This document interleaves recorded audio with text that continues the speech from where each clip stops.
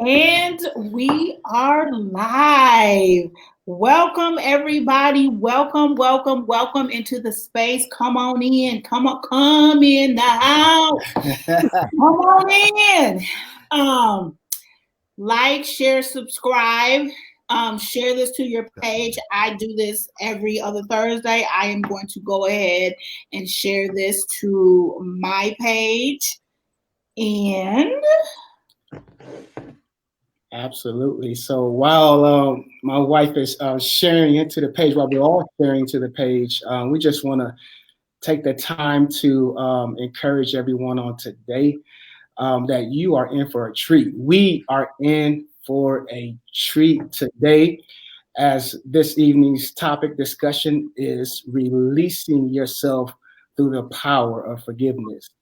I don't know about any of you all, if you had a chance to see my Facebook post when I shared this morning, but I used an analogy regarding carrying your luggage through the terminals. And I don't know about you, when I'm carrying my luggage and I'm running late to try to catch that gate on the way to the next destination, the last thing I want to be doing is carrying a lot of luggage. And so that luggage is actually a metaphor because a lot of the times we harbor unforgiveness. And unforgiveness could get heavy if we don't address it accordingly, and if we don't do it promptly, because unforgiveness can harbor or is tied to other unhealthy emotions, unhealthy thoughts, and it could cause stagnation and it could cause some internal development and growth. And so we want you to go ahead and share this to your page. We want you to invite your loved ones, invite your friends, because this is not for one specific category of people. We all deal with having to forgive others because we've been offended in some type of shape, fashion, or form. And so before we get into this evening's discussion, we're going to continue to share, and we're going to allow my wife to go ahead and do what she does, give that nice welcome. She always takes us to church too, but that's all right. no, you guys come on in, share. You really want to be a part of this conversation. This is one of my what do I want to say? This is a conversation that to me gets real deep and it gets real personal. And I'm hoping and praying that I can take nuggets from you all today, because forgiveness for me has not always been easy to do. So I'm definitely excited. I'm gonna go ahead and I'm gonna introduce our guest. And so I'll start with, and listen, correct me if I'm wrong, evangelist, minister, pastor Liz Clark. Welcome, welcome, welcome to the space. Welcome to the space. I'm so happy you are here. Why don't you go ahead and tell our viewers a little bit about yourself? Tell us about. Did you have something? I do. I want to touch on this a little bit more. I tell you, let me get on this here now. We have our very own family. This is our family, right? Our sister and our brother. But we got tea time with Liz. I mean, my goodness, she has her own personality, social media platform, just doing wonderful things, encouraging both women to do great things in community, do great things in their career. She's author. She's also an author, from what I understand. Okay. And so Liz definitely is a woman of faith, but she's an author. And she's also, my God, encouraging women to stay strong, to be encouraged, and to pursue their dreams and their visions. And not just women, but also those youth that are coming up, the next generation to pass that mantle. So come on and put some more season on that, Liz. Tell us a little bit about yourself. Well, first of all, I want to say thank you all. I'm so humbled to be on this platform, this amazing platform. You guys are doing an amazing job. I always try to tune into the lives. They're always informational and very needed in this season as we talk churchy. but but yes, we are amongst family. So thank you once again. But yes, all that they have spoken, that is who I am. At the end of the day, I'm Elizabeth. I'm a Liz. And and just very humbled for the giftings and the things that God has put in me. He has brought me from a dark place, a hard place, and He's healed me, delivered me. And so that's all I want to do for others. So I'm super excited about tonight's conversation. And just to add on to all the many things that you guys have already spoken, I am also an entrepreneur. I have started a cookie business. Leaning more towards gifting cookies. So if you want to send somebody cookies, as you know, I love you, I'm thinking of you, or whatever the case may be, or just order some, hit your girl up, Lizzie's Cookie Jar. So I love that. Cookie jar. You know what? Can you put that plug in? How do we get in contact with you to put in an order if we desire to do so? yeah, all you got to do is just email me and I will send you the menu and you just place your order through email. So I will definitely put all that in the comments for everyone. Awesome. Thank you. Thank you for that. And if you may miss that email, you can always email us at oneinfo@ondUSA.org and we'll get you reconnected. He's the original Cookie Monster, so I'm sure he's going to be hitting you up. Thank you for giving me this opportunity. So I definitely would love to do that. So yes, we will connect. All right. Awesome. All right. And our next person is none other than Mr. Worrells himself. Appreciate it. Man, I don't even know what to say. Like, I don't even know what to say other than this is our brother, our family, our travel buddy. Our travel buddy. Yes, absolutely. Our peer, our church, our minister of music. I mean, you wear so many hats that I appreciate. And so, I mean, what else? You helped us buy our house. Come on, realtor. Come on now. Selling the Twin Cities, all that good stuff. But we would like for you to go ahead and introduce yourself and tell our audience a little bit about you and what you do, Mr. Worrell. And Joe, please put a plug in there so that those who are looking to purchase a home, probably first-time home buyers, or maybe like how we were, selling our first home and then purchasing our second home. So go ahead and put that plug in for us. Got you. I appreciate you guys. Look, it does feel like family on the platform. So I appreciate the opportunity to share your platform with you. Let me pause and say, Cookies by Liz, the cookie jar is off the chain. All right. I think we probably had like 12. I probably ate 8 of them. So for real, you got to order some of those. So that's the real deal. My name is Joe Worrells. I am, I guess, a mini hat wearer, right? But professionally, I am a real estate consultant, real estate agent here in the Twin Cities. And so that's what I do for a living, right? So marketing houses, all that type jazz, come see me. I love it, right? In ministry, I am a third generation, I believe, preacher, minister, speaker, orator, whatever you want to call it, right? I'm just a servant. My dad is a preacher, pastor. I got cousins that are preacher, pastors. So you know how that goes, minister of music. And so I just am glad to be able to be here to shed some light on a topic that is needed. And that sounds churchy, but that's just real life. It's something that we really need to talk about. And so I'm just excited to be here. You guys have already laid the foundation. Absolutely. Well, once again, we thank both of you for taking the time out of your busy schedule to allow for us to share space with you. And we definitely want to impact those who are viewing currently and those who will be watching the replay. Let me use another analogy here. So we're going to talk about releasing yourself through the power of forgiveness. But before we get there, we have to put the car right in reverse and begin to parallel park into why it's important or essential to forgive. So we got to have a starting point of some of the dangers or some of the events, right, that cause for us to have unforgiveness. And we'll start right there with some of our questions, and we will parallel park, just kind of parallel park into the power of forgiveness. And let me just go ahead and say this, and I'm gonna go. We're gonna get to these questions here.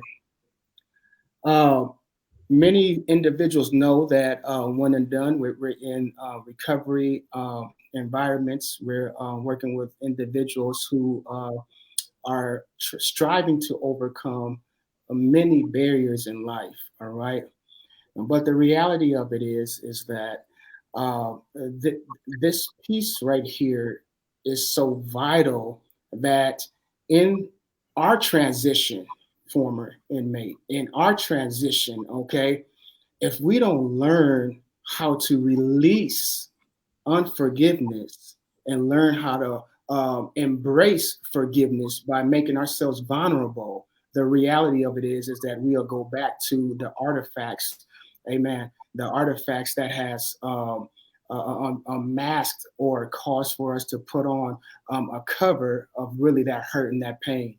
And so it's our responsibility as Liz and Joe are entrepreneurs, my wife being an educator, that we know that over 90% of individuals who are incarcerated are going to be returning back into society. And we need for society to be prepared to receive these individuals with a heart of forgiveness.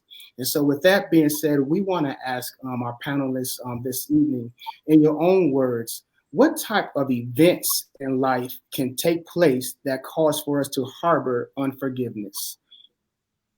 Really good question. I'll go first, Liz. I feel like as humans, we can relate to the fact that we all go through the same emotions, right? We all go through sadness, happiness, joy.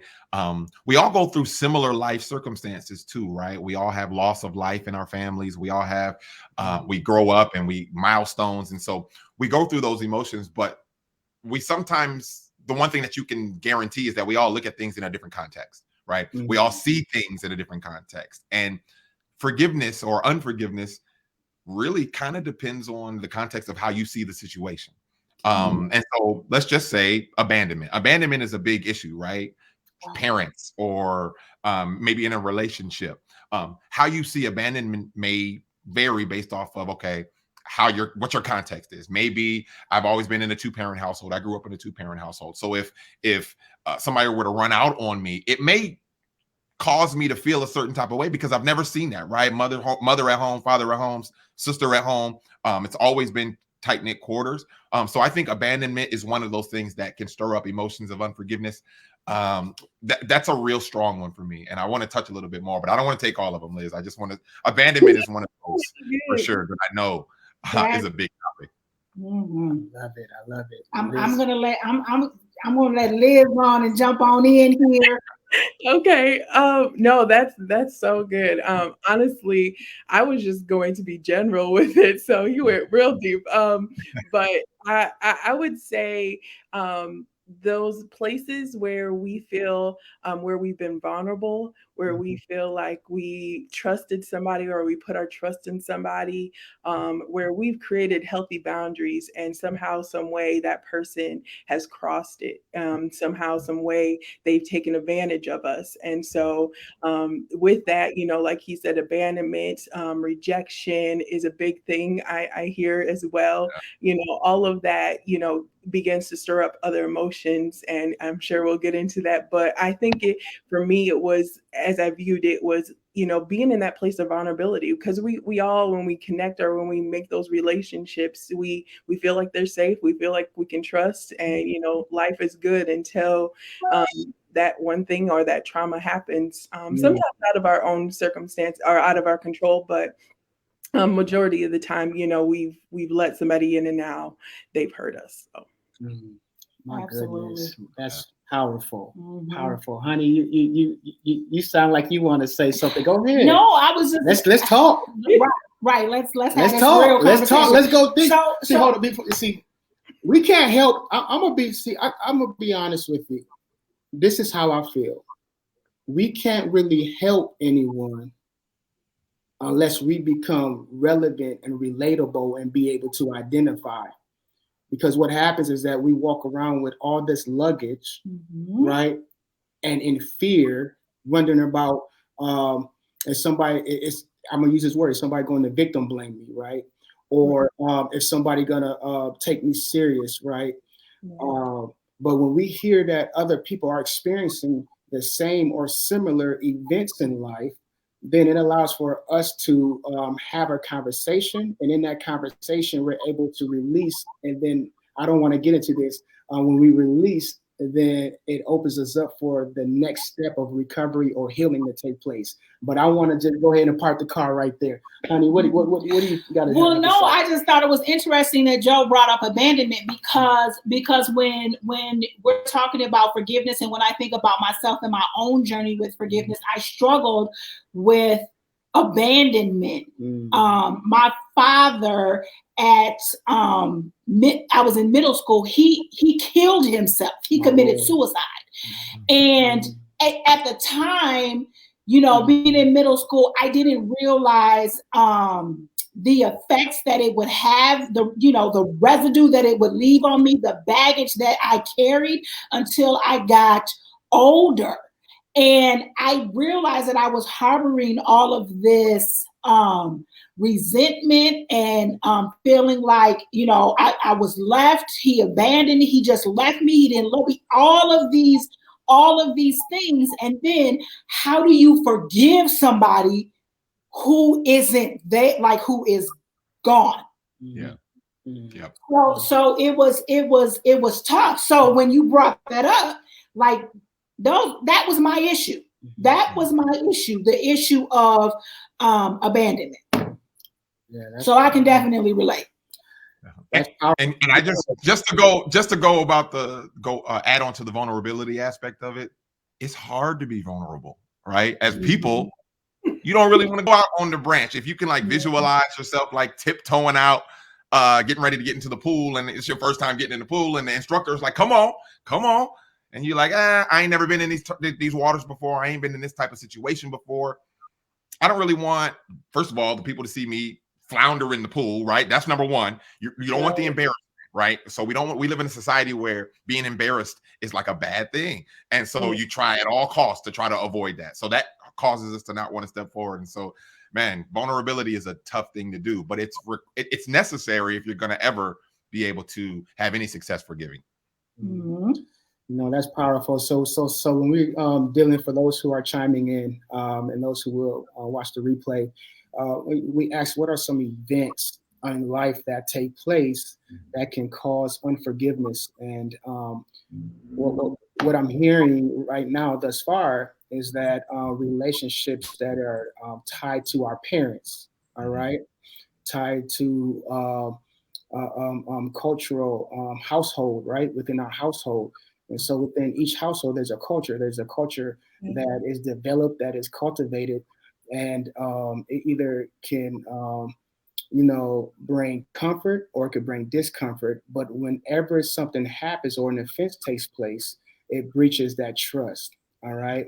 And so with that being said, my wife, she talked about her father committing suicide.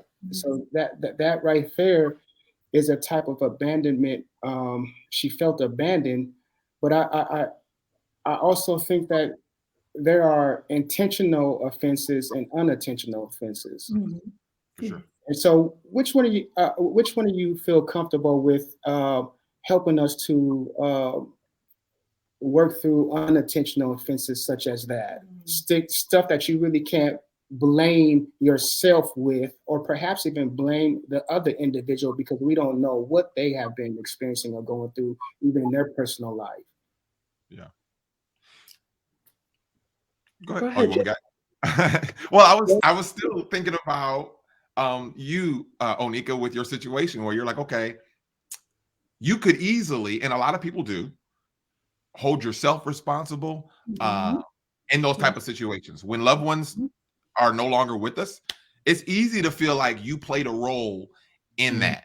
And sometimes you feel a certain way towards that person. Sometimes you feel a certain type of way towards yourself, and it can harbor emotions. But the reality is, you gotta see the humanistic side of the human aspect of it. It's okay to go through a period where you're confused, or where you're mourning, or where you have questions about those type of scenarios. But you also need to focus in on guarding and protecting your mind to really, really think about your mental health, right? Sometimes we put our mental health on the back burner for the sake of others or for the sake of appearances. And sometimes we're not, if you're not doing so hot, it's hard to just say, I'm not doing so well.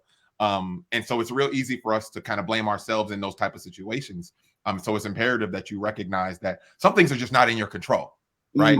Some things we just don't control, even though I know as people, we think we can control everything, right? I remember being a little kid and thinking about, y'all remember Dolly the sheep, where they was cloning the sheep? And so I remember being a little kid thinking like, man, we got to control everything as people, right? We got to clone animals. We got to control everything. But then there are times in our lives where you can't. God puts you in certain situations where he's showing you there's a need for me. And I think those deep situations, if you want to call them deep, because they are, those are sometimes the moments where he's like, yeah, you're not in control here. Let me show you the way to forgiveness. So that way you can help show someone else the way. Yeah. Absolutely. That's so good. Absolutely. Well, I would come from the point of view of the victim mindset, because that's kind of where I had to deal with my unforgiveness. When you didn't ask to get beat, you didn't ask to be verbally abused, you don't ask for any of those things, right? And so you, once again, as Joe said too, as a victim, you take self-blame, your self-esteem gets hit, your personality, your giftings, everything gets hit. And so it's trying to come out of that victim mindset. It's time to say, they didn't know. A lot of times, if you look at the person who's doing it, they're also hurt too. They're also dealing with rejection. They're also dealing with abandonments. They're also dealing with past issues that they are just bottling up. And that was one thing. I've actually taken anger management. I know, surprising, but that they taught us that the anger actually develops from those hurt places. You're hurt, you're sad, you're been wounded, but then you pile up all these things and then you become this walking time bomb, and you just explode off of just somebody saying hi, and all of a sudden you got a jail record. And it wasn't necessarily meant to go that far, but you never dealt with those inner issues. And so and we want to play the victim. That's how we stay safe. That's how we keep people from asking us, or even getting deep with us, to deal with those issues. But we have to say, I'm no longer going to play this victim role. No longer am I going to sit here and just accept the things that people have done. Yes, they've done them, but how can I move on? How can I get out of this rut and still live my life with these things that have hit me? And you can, and it's very possible, which I'm sure we'll get into. But in the gist of it all, just for me, the victim mindset is something you just got to start trying to come out of. So yeah. Absolutely. Liz, thank you for being vulnerable in this space. I know you've helped someone. And guess what? I can identify with that anger issues, right? And the reality of it is that the anger, actually, some people look at it as a primary emotion, or a second, and some look at it as a secondary emotion. Depending what school of thought you want to, I like to look at it from the standpoint of a secondary emotion, because something had to happen to me, right? Possibly in my youth. I want to use the acronym. I use it all the time. ACEs, adverse childhood experiences that are traumatizing. And if it's not dealt with, accordingly, if somebody doesn't have the skill sets to deal with this trauma accordingly, what happens over time is that hurt and pain, it grows into a hardened heart. And in that hardened heart, is anger, is resentment, is bitterness. Guards go up, right? Trust is gone. All of these different type of internal emotions that actually put us into bondage, okay? And so now we get into these relationships with our intentions mean well, but intentions don't mean nothing, all right? You can intend to do good all you want to. We have to understand that if we're broken, we should be going ahead and getting the necessary assistance and or help that we need before we add to the brokenness. Okay. And so I'm glad, and she threw out there, she didn't mind getting help. She didn't mind asking for help because she had to see that she wanted something better, something different, and I can identify with that. And we hope that that right there bless someone. I want to ask a question real quick. The different types of emotions that we talked about thus far that is associated with unforgiveness. We talked about abandonment. Job threw that out there. We talked about resentment, right? We talked about hurt. We talked about pain. All these different emotions that come about. The next question we have: do these emotions impact one's growth and forward progress? If so, in what ways? Absolutely. You go ahead, Liz. Absolutely. Okay. Are you sure? Okay, go ahead. I was ready, right? I was like, yeah. No, go ahead. No, I totally agree as well. Absolutely it does, because once again, like I said, we try to mask it and we try to cover it up, and all of a sudden we're just piling more onto it. We're finding quick fixes, whether it's intimate relationships, whether it's addictions. That's how addictions are started. Whatever the thing is that you're trying to cover this inner issue with is affecting you, and so if you don't deal with it, it's just going to make things worse. And it also starts to deal with your health. You're trying to figure out where migraines are coming from. You're trying to figure out where this weight is coming from, hair loss, just all these different things. It starts to affect you even physically. So yeah, I definitely agree that it definitely can affect you. And thank you for that, Joe. I want to ask you this question because Liz hit some great points here. What are some of those, in your own words, what are some of those addictions that can possibly one may gravitate to instead of really kind of dealing with the issue to you from your perspective? What are some addictions? So, as someone who has experienced gravitating towards drugs, that's something that's a real thing. And the drugs, alcohol, I've seen my grandmother struggle with alcoholism, and no one wants to intentionally harm themselves, right? No one wants to intentionally put themselves in a bad situation, but it's like Liz said, we're masking the problem, right? You're trying to solve the pain right in the moment, but underneath the surface it's still bubbling over. It's like not dealing with a problem in a relationship. You can shush it down the road, but it's going to come back around the corner at some point and rear its head. So you got to do the risk reward of, is it better to stay in the situation, not make myself vulnerable, not try to forgive and deal with all of the stuff that's going to come? All of the things you just named, Liz, are going to come, right, by holding on to those things. Or do I just deal with it head on and say, look, it can't be any worse than how I feel now, right? It can't be any more problematic if I just stay in the situation that I'm in now. And I just feel like I've had those moments where the only thing I wanted to do was smoke, right? The only thing I wanted to do was be alone with my thoughts and smoke. And you got to be careful because it's a slippery slope. It doesn't matter what the addiction is. You can get addicted to something that's not really negative, at least in your mind, and you start to create reasons why it's okay. And now all of a sudden, not only have you not addressed the real issue, you've created another one. And so I've had that type of connection with, instead of dealing with the problem, you're trying to put something in its place. In those relationships, Onika, I talk to my wife about this all the time.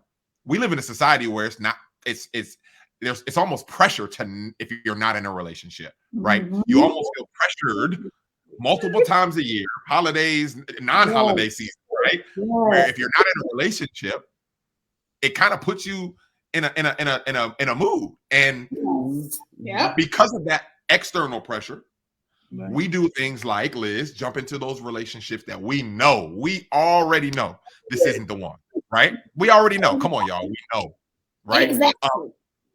And so dealing with the issue hurts in the moment. It does. But in the long run, there's so much more fruit that comes from it. You're delivered from it. You can show someone else how to be delivered from it. But just putting the Band-Aids on it. Band-Aids are cool. They even got Band-Aids that blend in with your skin color now. So you can hide it. But Band-Aids wear off. You've always, you know how you've had a Band-Aid wrapped on for too long and now it's just slipping and sliding down your finger. You got to address the issue. That's all I'm trying to say. Absolutely. And I was just going to say, you also know somebody who's not dealing with it either is they hurt people. I know you hear that a lot, That's the but other part. you can definitely tell that somebody who's dealing with issues hurts you. They got a quick response, a quick attitude, and coming out of unforgiveness and seeing people like that now, I just want to go up to them and be like, "Who hurt you? What do we need to do?" Because it's a freedom that you gotta want, but if you don't want it, you will stay in that cave and in that place. But yeah, hurt people. So yes, ma'am. That's powerful. Thank you for that. Absolutely, hurt people. And I have two more questions. I have to do a follow-up question here. But Joe, you mentioned something. We do things based upon this unforgiveness, right? And as we experience the snowball effect, that hurt and pain turned into all these other secondary emotions. We accept that as our truth now, and we accept it as being okay, and that there's nothing wrong with it. And so I just want to throw this out here on the platform that not dealing with the hurt and the pain, not dealing with unforgiveness actually deceives us into thinking the places that we do find comfort in being a reality.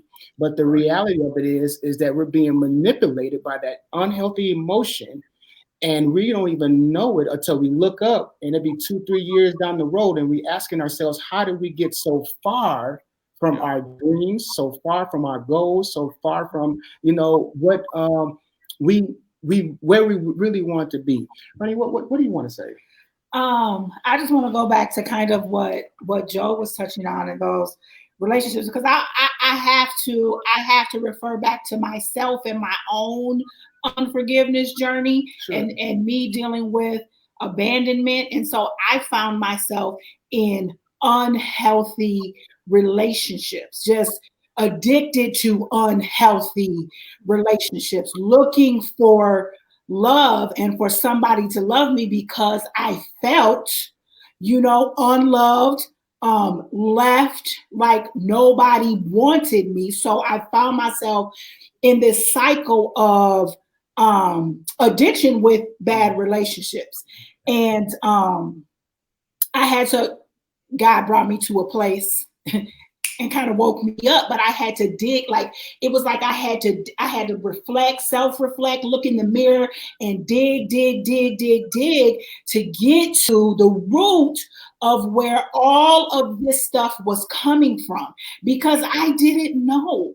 And so as you guys are talking, I'm saying, how do we know, how do we find out that the root of what we're dealing with is really unforgiveness? What do we do for those people that really don't know that's what it is? Yeah. I feel like you have to see people as they are, right? You're not going to always be able to pinpoint the exact root cause of everything you feel. I honestly feel like there's going to be certain situations to where you can't take responsibility for what happened or what's going on necessarily, because you don't know. You, like you said, you can't pinpoint it, but you can take responsibility for how you're going to go forward. Yeah. And you're going forward is your responsibility. It's not because if you don't, who's gonna prepare that? Who's going to focus on you and your solution moving forward in that? But I will also say that seeing people in their human form. When I say that, I mean you have to see them. People are going to make mistakes. People are going to do things that hurt you sometimes, hurt your feelings sometimes, hurt you deep sometimes. And I feel like throughout the days, we pick and choose almost without even knowing consciously sometimes when we're going to dismiss things and things won't bother us and when we're not, and when we're going to hold on to certain things, right? And I think sometimes it's more simple. It's simpler to just say, you know what? I see you in your humanity, and I know you make mistakes, just like I see myself in my humanity, and I know I make mistakes. And because of that, I don't even need to get to the exact root of the problem. I just know that because we mess up, and because there are times where I've done certain things to cause pain to someone or cause someone to feel a certain type of way, because I know that feeling, because I know I've done it. Yes. Sometimes you can just rely in that fact and say, you know what, I'm gonna move forward, without having to necessarily get forgiveness, if that's what you're looking for from the outside, without necessarily having to get, I guess closure is kind of the buzzword. Sometimes you need that, and then sometimes you just got to cut bait, because sometimes you can't get it right, not in the way that you want it. And Right. I'm ready to open this up. I'm ready to open this up. I just feel like I started to improve emotionally when I started to see people as people. Yes, as human. They can make mistakes. Stop putting them so high. Like it's so hard to do, though. It's so hard to do. Because think about we go ahead, because no, go ahead. It is hard to do, and it's hard to do based off of depending on how you're looking at it, right? Yeah. It's hard to forgive somebody that's wronged you, right? When you're thinking about the wrong. It's not as hard to forgive somebody that wronged you. The victim place, the piece that Liz was talking about. Facts. It's not as hard to forgive when you think about scenarios that you have been in where you're at the center. It doesn't even need to be the same thing. It doesn't even need to be the same thing, right? Like I could be suffering from abandonment, right? But that doesn't necessarily have to be, what I'm taking out on someone else. And so it doesn't have to be apples for apples. You have to see it like, look, we're all going to go through those moments of, look, I've done this before. I've been in a situation where I have upset somebody, didn't know that I upset somebody. Right. And you feel so human in that moment. You're like, oh, you know what? How do I right this wrong? And so when you look at it from that context, when someone wrongs you, you give it some energy, but you don't give it the type of energy that turns into toxic energy. I want to hey, good evening, and Miss Dillard. Thank you for joining us. We want to go ahead and salute Sister Kiana Johnson. She has some great stuff going on. More than likely, it is an unintentional offense. We sometimes fail to see what others are going through, so we have to sometimes take our eyes off ourselves and actually say it takes two to tangle, right? But I see Liz over there. I'm going to be honest with you now. I'm getting ready to open this up. I'm getting ready to open it straight up like it's a convertible drop top here. We're going to go deeper because we talking, but we get ready to be talking. Yes. All right, we get ready to be talking. But I see Liz, when Joe was sharing, and my wife and the two was conversing, you're nodding your head. Can you tell us a little bit about that? Then I want to go ahead and open this up like a convertible drop top. Yeah, no, I totally agree with them. But I think you have to get to a place of that epiphany, right? Whether, you have a conversation with somebody. For me, my journey was I actually took a class that was teaching on unforgiveness. And similar to what you were, explaining about unforgiveness in the luggage, the teacher actually made us do that. She said, what are you hanging on to? Write it all down. I wasn't thinking, so I'm going to town. I'm writing it all down. And I had like 10 things. And she's like, okay, well, tomorrow I want you to put 10-pound weights in a bag, and I want you to carry that around all day. And so luckily I had 5 weights, and I carried that 10 pounds all day in a bag. Do you know how irritating that was? Do you know how heavy that was? And it brought a reality to say, it's not worth it anymore. And it goes both ways. Like Joe said, it's not worth it to hang on and fight with others to get my point across and try to get them to see. It's not important anymore to hang on to what somebody did to me. It's already done. That's the thing. It's already done. You can't go back. You can't fix it. There's no rewinding. Let's try it again. And you're and that's holding up your future. that's holding up your present. It's taking all your time. And who wants to waste time? I don't want to waste time. There's too much in this world to enjoy, to see. And like I said, you just have to come to that epiphany. And I strongly encourage counseling, obviously. So Yeah. Come on, therapy. is Yeah, it's definitely a good opening, because even my counselor showed us or showed me rational acceptance. That sometimes some people are just not going to change. Some people are just going to be mean, ugly, and disgusting.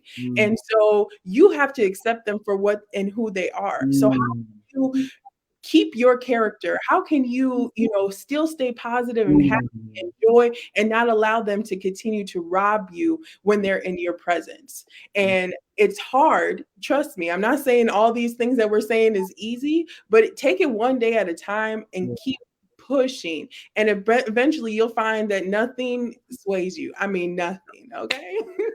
you need that light bulb. Here we go. And Joe, I'm gonna bounce this right to you. I'm about to go deep right here. We got our sister, Miss Ann, Sister Ann Diller, saying whoop whoop, therapy and prayer.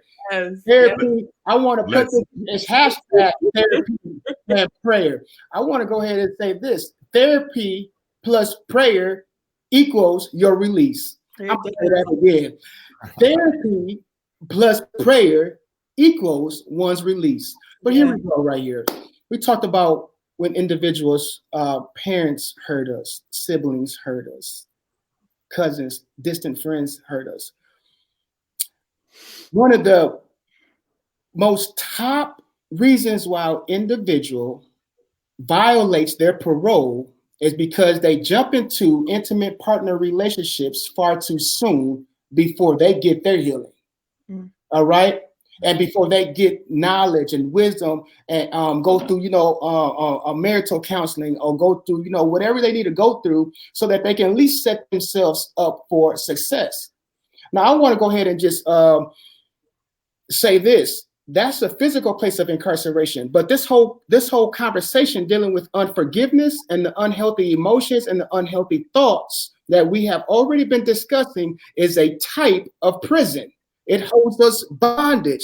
That's what comes the question. The second one is how do these emotions impact one's growth and forward progress? Okay, and we'll get to that latter parts portion of that question, the forward progress piece.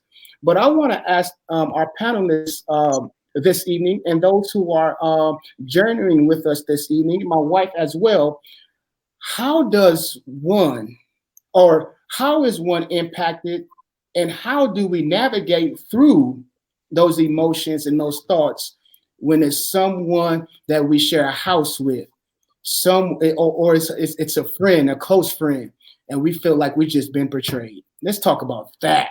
Let's talk about that. Woo, Joe, what's up with that, brother? I think in those moments, when people hurt us that are near and dear to us, it really cuts kind of to the core, emotionally, and just to your spirit and to your soul. And I think it goes to your foundation. Liz talked about needing to have a light bulb moment to get to the point where you can recognize people for where they're at. That comes with having a foundation. You have to have a solid foundation before you can venture off and do anything. And so for me personally, my foundation was my relationship with Christ. I had to put boundaries around who I was going to be completely vulnerable with, right? All of the time. People will let you down. Friends and family will let you down, intentionally, unintentionally, but regardless. And my foundation has to be based on the one who has never told a lie, who has never not gotten his blessings to the intended target. So for me personally, if my wife were to offend me, I'm at a place now where I can see the human side of it. I had that moment, Liz, where I'm like, all right, Joe, you can't get all bent out of shape when people offend you. When you offend people, you're not perfect. You don't walk through life perfect, even though you think you're perfect. And so I had that moment based off of my foundation with Christ. And I would encourage people, whether you're a believer, unbeliever, whether you have a relationship, don't have a relationship, that's the one thing that I can assure you won't let you down. The one thing that I can assure you won't fail you is putting your faith and your trust in God. Let's not go any further than that. Let's not get any deeper than that. What does that look like? That looks like having a relationship with him to where I can't go to my spouse. We've been into it for 3 days. So I need to, I don't want to go to my friend because I don't want it coming back to the house, which makes it explode even more. I need to talk to somebody who is not going to pass judgment. Like, think of these characteristics. Who's not going to pass judgment, who's not going to do anything to get me in revenge mode, who's not going to share my secret. Who can you turn to that you could bet the farm on that it won't come back and blow up in your face? Name one other person that you feel like you could do that to 10 times out of 10. And I came to that epiphany that it's nobody but Jesus. It's nobody but my Savior that allows me to bear all, come back, recalibrate, and then I can reapproach the situation because now I'm seeing it through that lens. And you got to get around some people who have foundation that can help lead you to that relationship. It's not going to just hit you on the head where now all of a sudden you've got this relationship with Christ. Just like you don't just come into a relationship with your spouse, you just ran into her or him, right? You have to get around people. The people that you're around have to have some sort of positive pouring into you. And it could just be based off of you seeing what their foundation is. I learned so much in my career based off of who I was around. And I've learned so much about how to better my relationship with Christ based off of who I've grown up around, my father and my mother and the men of God that I've grown up around and the women of God that have showed me compassion, that now I can have compassion for my wife in a way that I probably wouldn't have been able to have if I didn't get that tutelage from the mothers of the church and my mother and my sister. And if I didn't learn how to be compassionate and be strong in moments of adversity from my father. So the foundation is key. You have to have a solid foundation. Otherwise, situations are going to come and it's going to make you unstable. And that sounds deep, but that's just real life. Absolutely. Thank you for that, Joe. That's powerful. Liz, do you have anything you want to expound on that? Yeah, just a little bit. I mean, he pretty much said it all, though. I mean, as Dr. Dillard is saying, definitely therapy. And I believe Kiana said something about boundaries. I think that is another thing as well. I remember reading that book, Boundaries. And I remember reading the part where he was talking about picking up luggage. You know, you have your backpack, but a lot of the times when we are in these relationships with other people, we're trying to pick up their stuff too and carry their stuff. And so you have to be able to give them back their backpack as we are walking on this journey. And so, you may have to be the one to create that atmosphere because you're going into this atmosphere that they haven't got the light bulb, they haven't got the epiphany that they need to change. So how can I keep this a positive atmosphere when I'm around them? Because, forgiveness is for us, right? It is not really for the other person. It's when I know I'm free. And the Bible says, you love your enemies, you bless your enemies. And that's how I knew I forgave that person, that I was freely healed, is that when I could speak well, I could pray for them, bless them, give them money, and didn't care. I could speak well of them in their presence and out of their presence. And so you have to try to create that atmosphere. You have to try to create that place. And it does take time. It's not going to be easy. You're going to have some hard days. They're going to challenge you. But you take it one day at a time.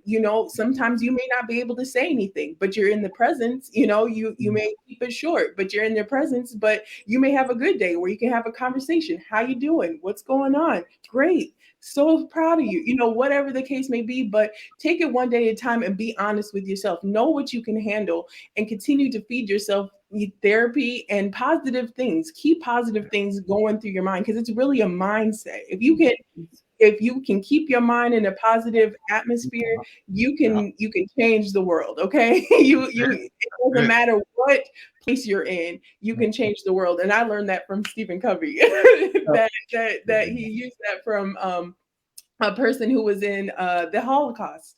They were in concentration camp. You know, they said they can hurt me, they can abuse me on the outside, but they can't take my mind. And as long as I have peace within my mind, and that was the most powerful thing ever. So as long as I can keep my peace, as Joe said, with God, and keeping that center and core, everything else will become very easy, and you'll see how you've changed somebody when you're just trying to change. So yeah. That's awesome. Did you want to touch on that? I just want to say, just one thing that I'm hearing is time. It takes time. It's not easy. And then I also thought about, like, would we really grow if the person, so we're talking about people who are close to us that hurt us, and those are the people that can really, really get to us, because would we actually grow, right, if somebody who isn't close to us did something to us? Would it cause us to really reflect, the way that we need to reflect? Sometimes God uses those who are close to us to bring those things out in us. You preach. So I got to jump on this way, because I need about 15 more minutes over this hour. I'm sorry, because she got to open up something. I have to share this. So what I'm hearing, why that really just touched me, is that when someone close to us afflicts this pain, it's actually good for us. I got the Bible now. David said it was good that I was afflicted. Why? Because the affliction hurts, but I actually need this, because there's stuff in me that I need out of myself, so that I no longer be bound to not just the emotions that came about when I was offended, but also bound to my own shortcomings. And I just want to say this, it's amazing, because human nature, we always want to be forgiven, but we're not so quick to forgive others. Point number one.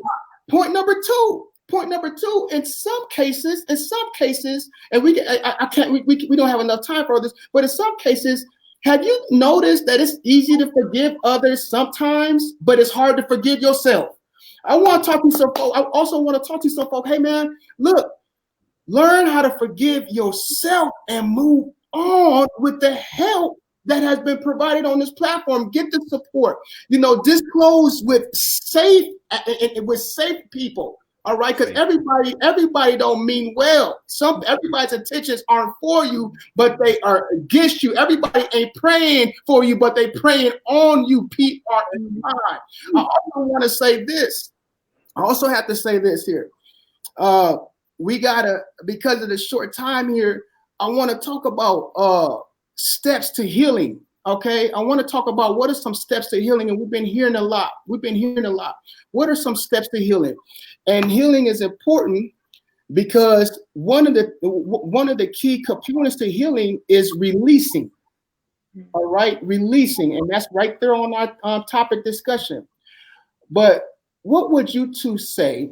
We know we have boundaries. We know we have therapy plus prayer. And for all you guys out there, yes, One and Done is interwoven with our education, but it's also interwoven with biblical principles. And so that's what I'm seeing, the mixture of both divine and natural here. And it's okay right here, because that's what the curriculum really has been conceived and birthed out of. So what are some steps that you can share with the audience towards healing, so that we are able to forgive?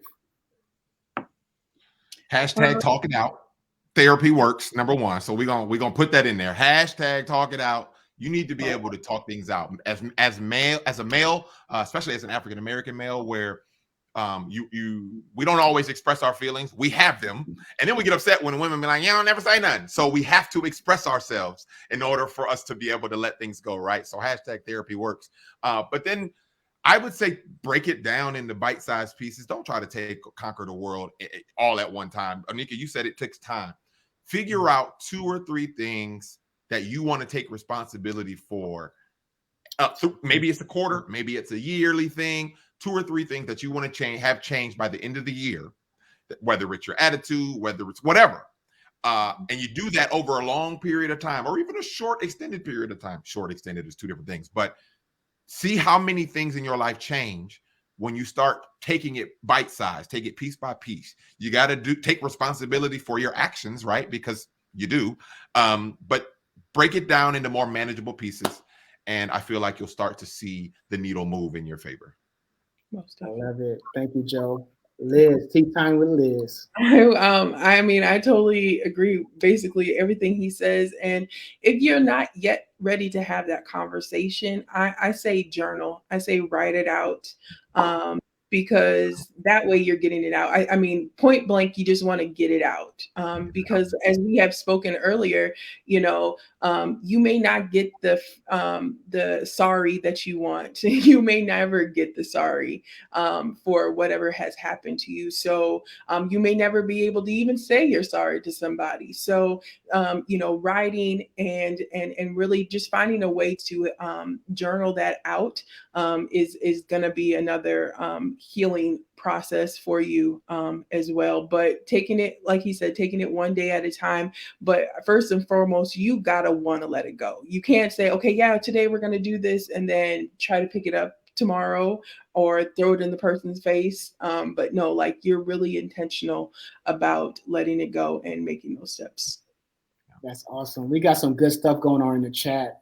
Sister Dillard and Sister Kiana. You want to read those, honey? Yeah, so Sister Dillard says Dr. Marine Brown talks about how to build a good relationship using the acronym BRAVING, which means boundaries, reliability, accountability, vault, integrity, non-judgmental, and generosity.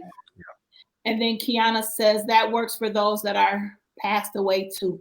I love it. Thank you for that. That's you know what? I can't wait to watch the replay. I'm gonna have my notebook out in my pen. I'm getting all this. This is good stuff. You know, do you want to touch on healing? The only thing that I was going to add, and we have already said it, is just prayer, and really going into that secret place where it's just you and God, because you're right. Sometimes you know. Somebody's not going to apologize to you. And like you said, Liz, you might not have the ability to apologize to them. But being able to talk to God and being able to go deep into that secret place, I think that's where I found my healing. I love it. I love it. And we're going to close this one more. It's 3 minutes. We're going to close with this right here. So this is what I want to ask in this closing. Thank you, honey. Mm-hmm. In this closing, we know that we are closing on year 2021.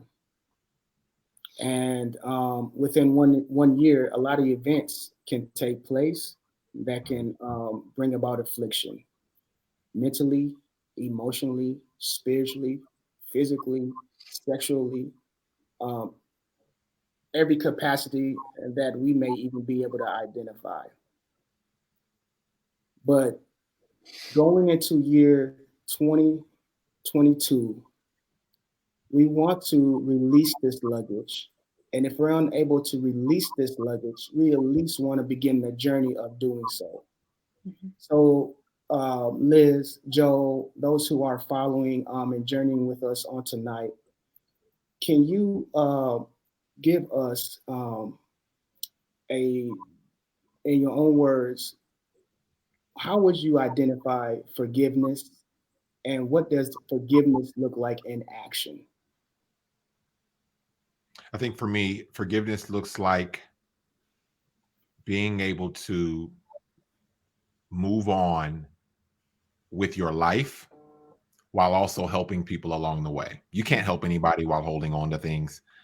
You may think that you can. You may think that you're over it. And one of the telltale signs that I was starting to forgive was that I was okay with the situations. Like, I wasn't going back to them. I wasn't, still getting riled up. And you just got to let it go in order to be able to help someone else. And so when other people are impacted by you, by your story, by things that you've gone through, that's a good indicator. Most definitely. That's good. Well, I mean, same, but what I found in the forgiveness journey is actually my purpose. As we spoke about that earlier, sometimes God is trying to get something out of you, and through that, He shows you His healing power. He shows you His, giftings that He's placed inside of you to be able to now be able to help others, as Joe said. So I always feel like God does it twofold. Not only is He healing you, but He's also gifting you. He's also purposing you, and hence why my book is called Healing, Healing Effect, Healing for a Purpose. But I think you just got to take one day at a time, and know that once again that forgiveness is for you, ready to let go. And like I said earlier, when you're fully whole and healed, when you can speak well of whatever or whoever the situation was, you can bless them, and it doesn't bother you. You can see them and it doesn't bother you, and like nothing ever happened. And that's how you're fully there. So that's what I would say. Beautiful. Well said to the both of you. Honey, did you want to put some remarks on that? Yes, I want to read Sister Jillard's comment because I think it's profound. And she said, forgiveness is not repair. Forgiveness does not mean same access if boundaries continue to be violated. Forgiveness is not permission to continue to be reckless in our behavior. And that is absolutely correct. I wanted to add the grace component. And I think that's what, for me, really that's what it took, because we talked a lot today about we don't, like, the other person is on a journey too, and we don't know what that person is struggling with or going through too. And no, it doesn't mean that they have to have the same access, but one of the things that I say to myself all the time is, I want God to give me grace. So I need to be able to extend that same grace to somebody else. And that's what helped me in the forgiveness journey. It ain't always easy, because sometimes you be wanting God to be like, get them, because they would they have be the other way, like, But you have to remember that through my imperfections, my own imperfection, God has given me grace. So grace is that's what I want to end with. Amen.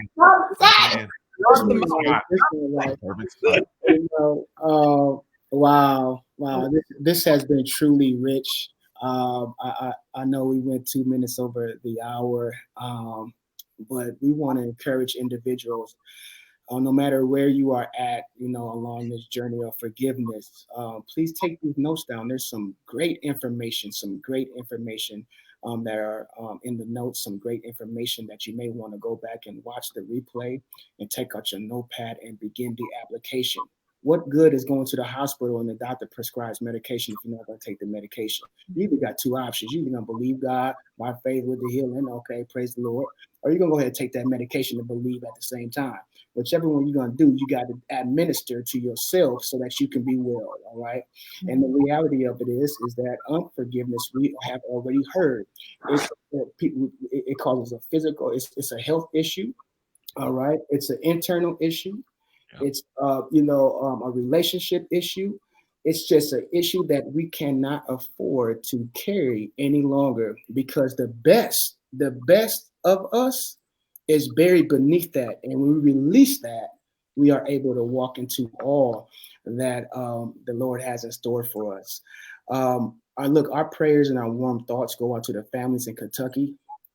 There's some serious things that are going on around the world. People are losing loved ones. And so let us remember here to be sensitive to that fact. And let us remember to be a light and to be an inspiration, a breath of fresh air onto those who we come in contact with. because we all need love and we all need to be loved on. And we can't love effectively if we're harboring unforgiveness. And so love is also a remedy of somebody being released and walking in their power. We want to thank Liz Clark. We want to thank the author, Liz Clark, Elizabeth Clark. Tea Time, check her show out. What time is your show on Facebook? It is actually every other Tuesday on Facebook Live on Tea Time with Liz, or follow me on Facebook, Elizabeth Clark. So what time is that, Liz? at 7 p.m. Sorry, I forgot the time, but yes, 7 p.m. And we know that Liz is also an author, so go ahead and grab her book, support her 100%. Joe, Selling the Twin Cities, man. Go ahead and put that plug in one more time for us. Yeah, just follow me on Instagram if you're on Instagram at Selling the Twin Cities, or on Facebook, Joseph Worrells. You'll see me there. All right. Thank you all. We love you all. Ms. Dillard, Ms. Johnson, thank you for your wisdom and your knowledge. Thank you. Next time, honey, thank you for your expertise and for joining with me. Let me tell you this. I might as well testify. We've been married for 13 plus years. Woo! And I just got to tell you something. I mean, we've been married for 13 plus years, and the road has not always been easy. Amen. We started off on that honeymoon stage, but how many know the honeymoon stage don't always last? We've been through some valleys, but God has kept us. We've been through we've been through the mud. All right. Even in the mud, God continued to shape and cultivate us and cultivate our marriage. And that's why we're able to get on this screen together, because it's a testimony to encourage someone else. Forgive yourself and forgive others. Till next time, peace out. Bye, you all. Thank you. Later.